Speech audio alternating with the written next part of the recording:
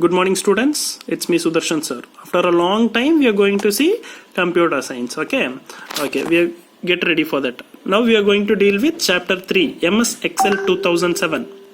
Okay, MS Excel 2007.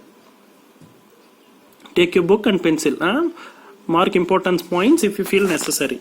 Okay, MS Excel 2007. If you have MS Excel, you work. If you don't have MS Excel, you just leave it. Understood what I said? If you have MS Excel, you work. If you don't have MS Excel, you just leave. Don't disturb your parents. And also don't try to download it from internet. If you have, you work. Else go through this video. That will be more than enough. Okay. First, the importance of spreadsheet. First we are going to see the importance of spreadsheet. Okay, explanation I will give. See, Excel 2007. For this chapter, all the explanation I will give. Beyond explanation, I will send you YouTube videos, which I have did for second unit. I will send you YouTube videos for this third unit also. Okay, there a practical explanation of 2007 MS Excel will be clearly explained. Okay, that is for practical class. It will be clearly explained. If you have 2007, you work in your computer. If you don't have 2007, just see these both videos. That will be much more enough. I will explain in this link and I will send one more link. In that link, YouTube video will be there. Okay, this link you see. After seeing this link, don't stop the video and don't go for the next class. See this video, don't go for the next work. See this link. See this video. After this video over, open one more link. In that link, one YouTube link will be there. One more link. That in that link, you see the YouTube video. That is for practical. Okay. Make sure you are doing it properly. Good students, right? Okay. We'll go into the class. The importance of spreadsheet. You may remember from your earlier classes. The spreadsheets are a way of organizing data in forms of rows and columns. We know very well. Spreadsheet will be of rows and columns only. There will be giving the information or data. Your report card, a bill made by shopkeeper, a page number of account book, all are all spreadsheets. You have report card. You have received report card. You have seen report cards, right? In last year, you would have received report card from your school, which is also called rank card. Okay. In that rank card, your mark is entered. Where it is entered? Just remember and see. In a cell only it is entered, right? In a small box, that is cell. In cell only your marks are entered. And your grade are entered. Everything are entered. Okay. So that is a spreadsheet. Okay. In bill, in shop, you are going and getting some bill. For this product, this amount. For this product, for this amount. How it is billed? In Excel format only billed. Okay.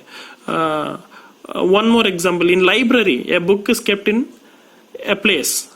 Easily the librarian will find it by referring his computer. How is it possible? Because he have one spreadsheet application. There he has written which book is in which place and which row. All things he have noted down clearly. By seeing that, he will tell you in seconds. Okay. That's it. That is the concept. Okay. So spreadsheet is used at many places to organize a work properly. Library is using in library spreadsheet is used to organize books properly.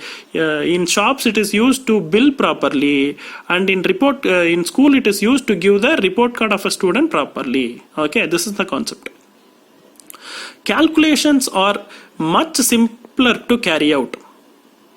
Also the data can be more easily understood than if it is arranged in any other way. See, for example, doing calculation in MS Excel is very easy. If you give If you want to do addition, you have formulas to do it. If you want to do multiplication, you have formulas to do it. If you want to do division, formulas to do it. It is not necessary to do manually and insert it. If you give the number, if you give the formula, both if you give correctly, automatically the operation will be done by the spreadsheet. Else Excel. Spreadsheet and Excel are same. Okay, don't confuse with yourself. Okay. Next. Try arranging the data in any other way and you immediately see it becomes confusing. Okay.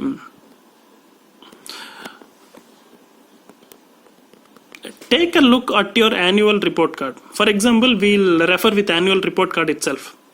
When the marks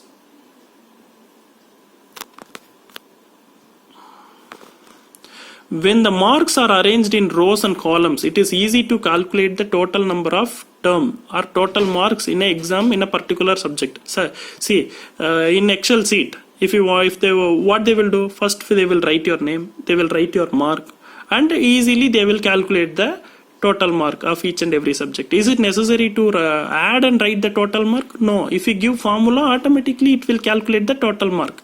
Okay. I hope many students know that. Beyond this, anyway, in this chapter you will be seeing practically, right? I will be sending one video, right?